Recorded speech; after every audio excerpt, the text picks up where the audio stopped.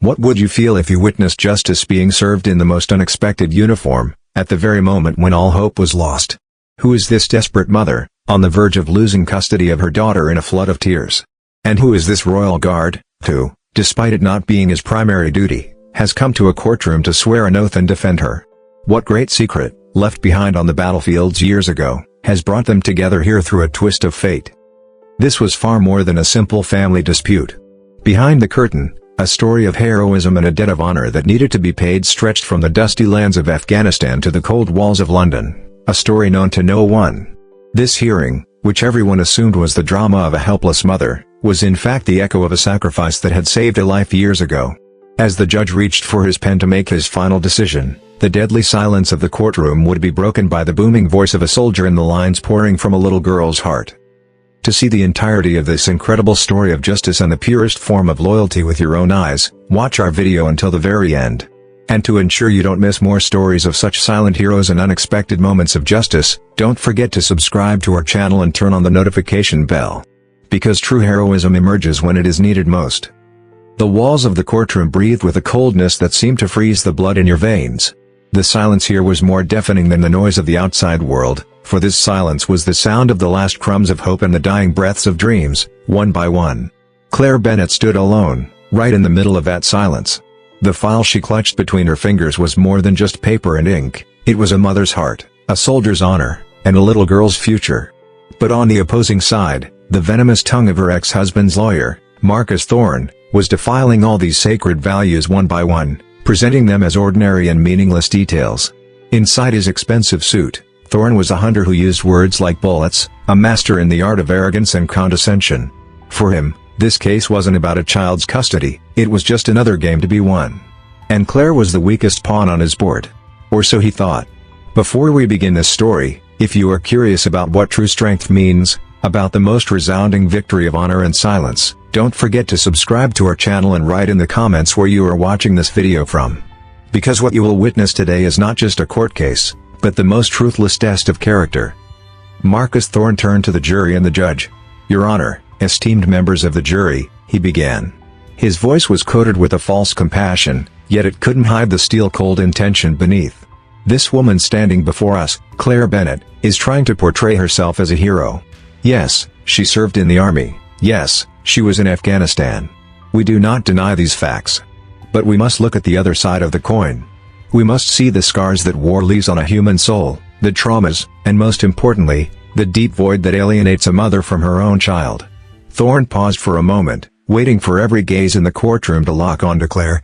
This was his favorite moment, the moment he planted the seeds of doubt in the crowd's mind. Just like an ignorant tourist who looks at a royal guard standing before Buckingham Palace and, based on his stillness, assumes his inner world is empty and his emotions are frozen, Thorne was marketing Claire's fortitude and silence as a flaw, a weakness. Ms. Bennett's military discipline has not translated into love and warmth in her home life, but into a rigid protocol, an emotionless routine. My client, Mr. Harrison, desires for his daughter Olivia to grow up in a loving home filled with laughter. Not with a woman who lives in the shadow of her traumatic past, constantly on edge, incapable of showing affection. Every word was like a shard of glass stabbing into Claire's heart. The moments she had shielded her country with her own body, the nights she had saved lives, were now being presented as evidence against her. Her discipline was labeled emotionlessness, her resilience to pain, lovelessness. This was the greatest assault on her honor. It was just like what the arrogant crowds did to those soldiers on duty, who stood for hours at the same spot under the rain and sun without moving a single muscle on their faces. Just because of this stillness, they would approach them, mock them, try to pull at their hats, and shamelessly attempt to take selfies. They would never understand that the man beneath the uniform could be a father, a son, a husband, that at that moment he was experiencing the honor of serving his country, and what immense willpower and training lay behind that discipline. Marcus Thorne was no different from that crowd. He too refused to see the woman behind Claire's uniform, the mother behind that silence. He saw only the caricature his own prejudices and his client's greed for money showed him, a broken soldier, an inadequate mother. Claire's ex-husband, Mr. Harrison, sat confidently beside his lawyer. On his face was the cold smile of a businessman who had already calculated the financial outcomes of this case. For him, the custody of his own daughter simply meant the right to control the large inheritance she was set to receive. Concepts like love, care, and fatherhood were far from this equation. The judge glanced one last time at the files before him. The expression on his face screamed that the decision had already been made. The picture Thorne had painted looked flawless. On one side, a father offering his daughter a stable, wealthy, and normal life. On the other, a mother wrestling with the ghosts of her past, emotionally unstable. The law often sees not the whole story, but only the part presented to it. And the part presented was against Claire. She closed her eyes. For a moment, she was back on the dusty grounds of Afghanistan. The sound of helicopter blades, the groan of a wounded comrade. The helplessness she felt then was nothing compared to the helplessness she felt now. On that day, she had fought to save a life. Today, she was about to lose the meaning of her own life, her daughter Olivia. The judge reached for the fountain pen next to his heavy wooden gavel. A single signature from the tip of that pen would bring a mother's world crashing down, sealing the greatest defeat of a silent hero. Everyone in the courtroom held their breath. A smug smile of victory appeared on Marcus Thorne's face. Claire's shoulders slumped. She had no strength left to resist. But just then, that suffocating, submissive silence was torn apart by a voice as sharp, deep, and resolute as steel. "With your permission, Your Honor." The voice came from the back of the courtroom. Everyone turned their heads in astonishment. Standing in the doorway, ramrod straight, was a man who rose like a monument in his Royal Guard uniform. His posture was the embodiment of honor and duty. His gaze was like that of the legendary guards who never flinched a millimeter nor showed the slightest hesitation. He walked forward with slow, deliberate steps. "I wish to represent her." The absolute silence that had fallen upon the courtroom was shattered by the uniformed man's voice. Time seemed to freeze for a moment, then began to flow again, but this time with a different rhythm. The astonished gazes of everyone were fixed on Captain Jonathan Miles, who was advancing into the sacred space where justice was to be served with the reverence of one entering a temple. The uniform he wore was not a mere piece of cloth, it was a living symbol carrying centuries of tradition, unshakable discipline, and the honor of a nation. With his polished buttons, sharp-brimmed hat, and upright posture, Captain Miles seemed like a representative of a different world, one that did not belong in this sterile and intrigue-filled courtroom. His very presence was enough to create the first crack in the wall of arrogance that Marcus Thorne had built with his false and flowery words. Thorne, unable to hide his astonishment, shot to his feet in anger. "I object, Your Honor. Who is this?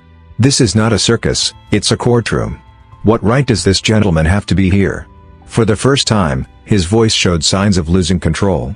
It was the anger of a child whose game had been ruined. The judge was also surprised, but there was a weight, a gravity in the captain's aura that prevented him from silencing him immediately. Captain Miles stopped when he reached the judge's bench, clicked his heels together lightly in a military salute, and spoke. His voice was neither as low as a whisper nor as high as a shout. It was simply clear, powerful, and filled with an indisputable authority. "Captain Jonathan Miles, of the Royal Guard. And also, an attorney who graduated from law school and was admitted to the bar before beginning my military service, Your Honor. Ms. Bennett has, at the last moment, requested my legal assistance, and I am honored to accept this duty." This declaration sent a second shockwave through the courtroom. A Royal Guard and an attorney. How could these two identities merge in a single person? For Marcus Thorne, this was incomprehensible. In his world, people were confined to a single role, a single identity. A soldier fought, a lawyer talked. It never crossed his mind that a soldier could also be a master in the war of words. This was further proof of his narrow and prejudiced perspective. The judge, after a brief hesitation, said, "Very well, Captain. There is no legal obstacle. You may proceed." Captain Miles thanked him and moved to Claire's side. Leaning in slightly, he whispered in a voice no one else could hear, "You are not alone now." These 4 words were enough to let the tears Claire had been holding back for weeks stream silently down her cheeks. But these were not tears of despair, but tears of a reawakened hope. The captain then turned to the jury and the judge. His posture hadn't changed, but his eyes, like a commander scanning a battlefield, analyzed every detail in the room. "The opposing counsel, Mr. Thorne, just painted a rather creative portrait of my client Ms. Bennett's character," he began. He described her discipline as emotionlessness and her silence as weakness. "This is not only a grave misjudgment but also a profound disrespect to an honorable service." Miles paused for a moment and looked directly at Thorne. His eyes were like 2 pieces of ice piercing through Thorne's soul. "Mr. Thorne, have you ever stood guard for hours in -20-degree weather, in the middle of a snowstorm, without moving a single muscle? Have you ever had to set aside your emotions and focus solely on your duty while putting your own life on the line to save a terrified civilian?" The fortitude you call Miss Bennett's emotionlessness is steel forged in the fires of that experience. Her silence does not come from emptiness, but from the wisdom of having seen more than words can ever tell. The atmosphere in the courtroom had completely changed. Every word from the captain was demolishing the wall of lies Thorne had built, like a sledgehammer. The expressions on the jury members' faces were shifting from doubt to respect. What do you think true strength is? Is it belittling others with ostentatious words, or is it being able to hold on to your values and honor even in the most difficult moments? Share your thoughts with us in the comments. Because this story is searching for the answer to that very question. Captain Miles continued his speech. Mr. Thorne tried to portray Miss Bennett as an inadequate mother. Well, since when did sacrifice become inadequacy? After leaving the army, Miss Bennett worked day and night to raise her daughter alone. Her traumas did not become a burden to her daughter, as you might think. On the contrary, they became a lesson that taught her daughter how to stand tall even in life's most difficult moments. Claire Bennett became not just a mother to her daughter, but an inspiration, a living monument of honor.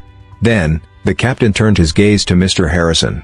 That confident, arrogant expression had begun to fade from Harrison's face, replaced by anxiety and unease. Now, let's get to the real reason for this case. Mr. Harrison claims to be here for his daughter's happiness and well-being.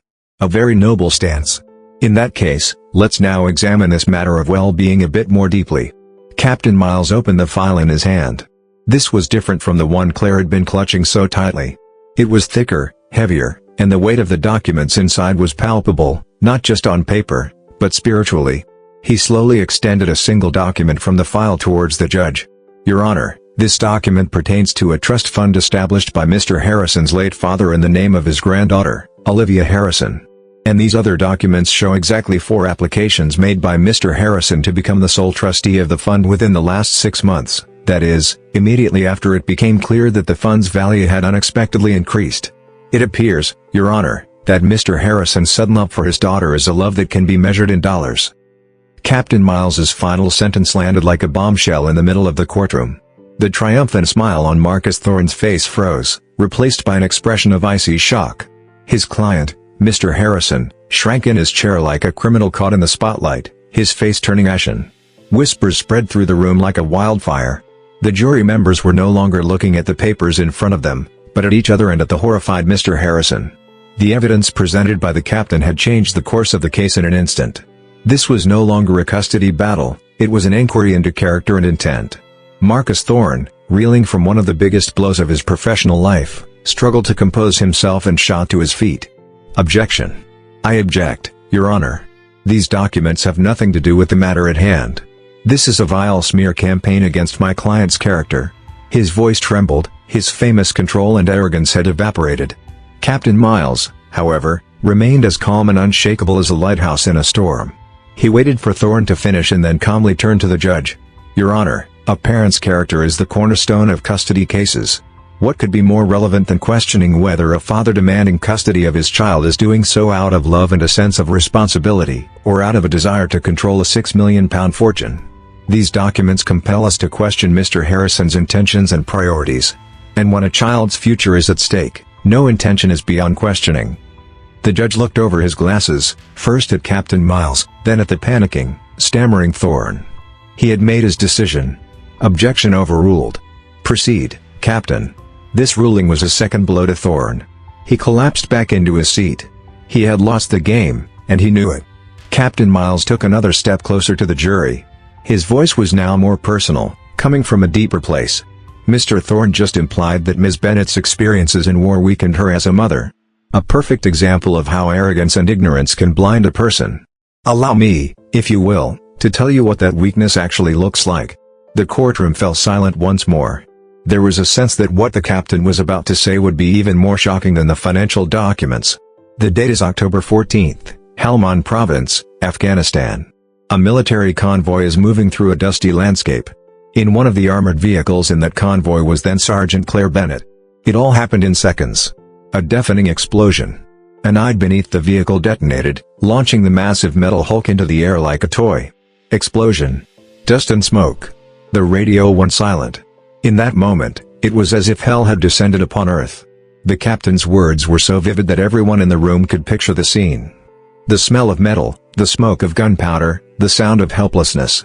The vehicle was upside down. Everyone inside was either wounded or in shock. Outside, enemy fire had begun. Bullets rained down on the vehicle's hull like hailstones. In the midst of that chaos, Claire Bennett, wounded in her shoulder, forgot her own pain. The first thing she did was stop the bleeding of the unconscious radio operator next to her. Then, she managed to force open the jammed door with her shoulder and threw herself outside, into the line of fire. Claire sat with her head bowed, reliving those moments. The tears streaming from her eyes were now neither for despair nor for hope, they were simply for the weight of memories. Mr. Harrison, faced with this story, seemed to wish he could become invisible, sinking further into his seat. The greatest battle in his life had been following stock market indexes. The concepts of true sacrifice and courage were not in his vocabulary. Captain Miles continued, raising his voice a notch. Alone, Claire dragged 3 heavily wounded comrades out of the burning vehicle. She applied a tourniquet to one's leg, saving him from certain death. She carried the other 2 to the relative safety of a boulder, through that hell where bullets whizzed by. And then, with her service rifle, she returned fire alone, defending that position for a full 17 minutes until reinforcements arrived. 17 minutes. Under fire, that is an eternity. The person Mr. Thorne called a weak woman wrestling with her traumas was a hero who saved 3 lives that day. When the captain finished speaking, there was a deathly silence in the courtroom. Not a soul made a sound. One of the jurors was seen wiping away tears. The story told was so powerful, so real, that it had instantly rendered all the lies Thorne had constructed for hours meaningless. The captain looked at the jury one last time. Now I ask you, who is the better parent? A woman with such a selfless soul, who risked her own life time and again for her comrades whom she barely knew? Or a man who sees his own child's future as a monetary value? This case, in truth, is not questioning Claire Bennett's motherhood, but Mr. Harrison's humanity. Captain Miles paused, allowing the full impact to settle in the room. Ms. Bennett's heroism is sufficient to prove her character. Mr. Harrison's greed is sufficient to reveal his intentions. But there is one more person in this courtroom who knows the truth best.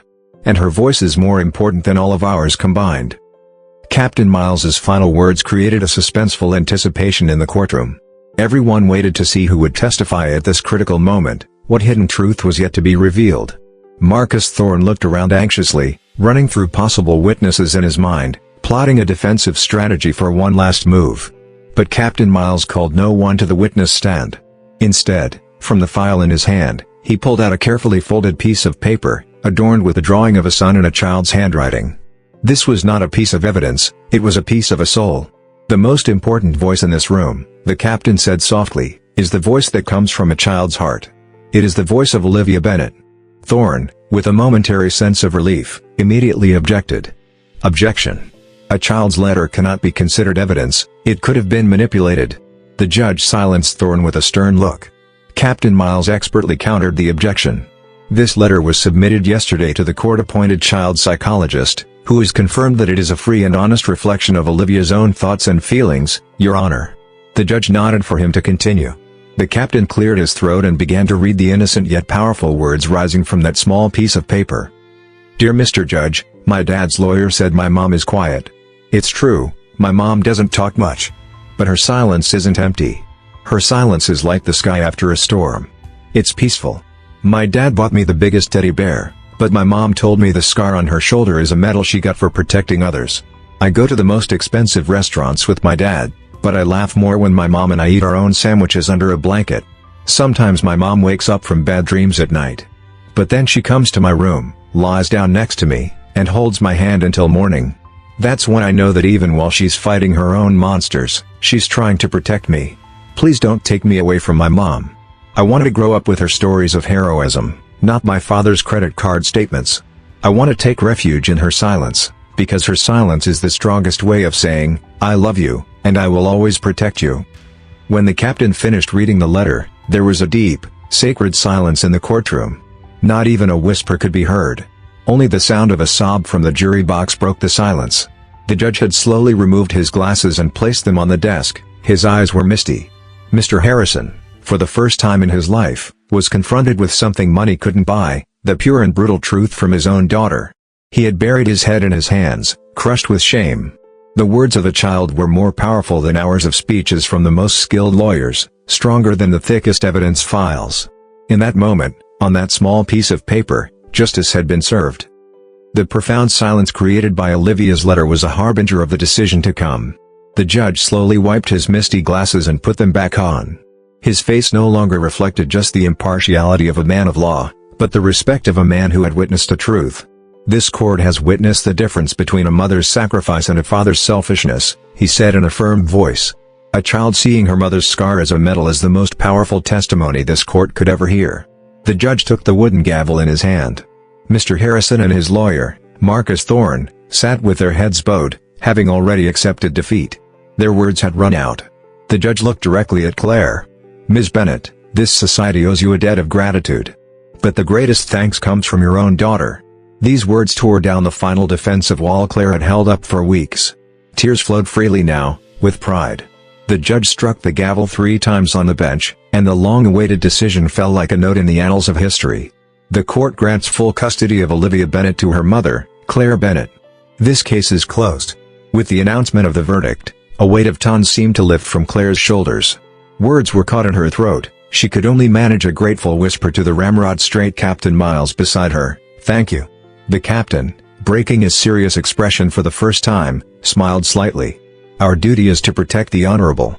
As for Harrison and Thorne, they quietly left the courtroom amidst condemning glares. In the courthouse corridor, Claire finally asked the question on her mind. "Captain. Why? Why did you take this risk for someone you don't even know?" Captain Miles answered, looking out the window.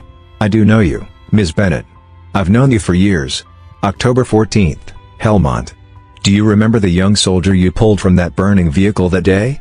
The one whose leg you saved? That soldier was like a brother to me." Claire was rooted to the spot by Captain Miles's final sentence. The murmur of the courthouse corridor, the whispers of the crowd, all of it faded away in an instant.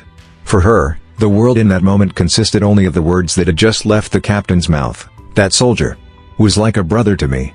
The memory she had buried in the darkest corner of her mind for years, a memory reeking of blood, gunpowder, and desert dust, now stood right in the middle of the brightest moment of her life.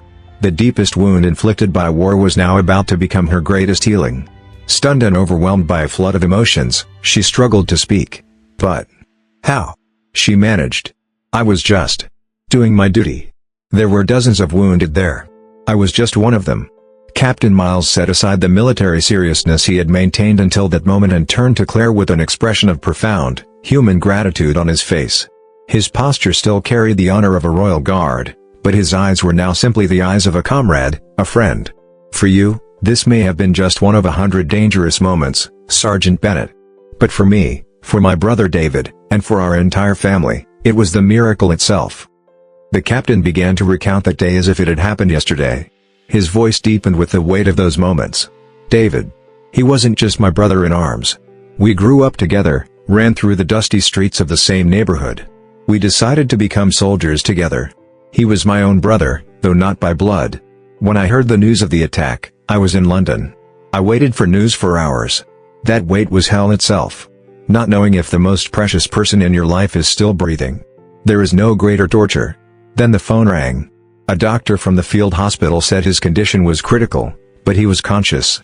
"He made it by a matter of minutes," he said.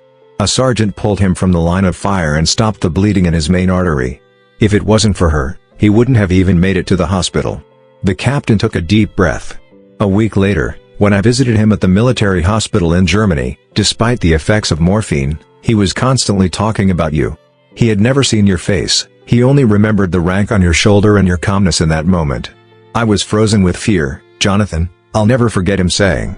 Bullets were whizzing around us, the air was thick with blood and gunpowder. But there wasn't a trace of fear in that woman's eyes. There was only the mission. She was focused only on what needed to be done. It was then I understood that true heroism isn't about shouting, it's about quietly doing the right thing in the middle of the loudest chaos. David had nicknamed you the Silent Angel. Throughout his months of treatment, through countless surgeries, the thing that gave him strength was your courage in that moment.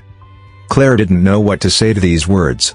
The day she had remembered for years as a trauma, a nightmare, had been transformed into a story of hope in someone else's life. She thought she had only been trying to survive that day, it turned out she had become a hero in someone else's memory. This changed how she looked at even her own scars. I made a promise to myself that day, the captain continued.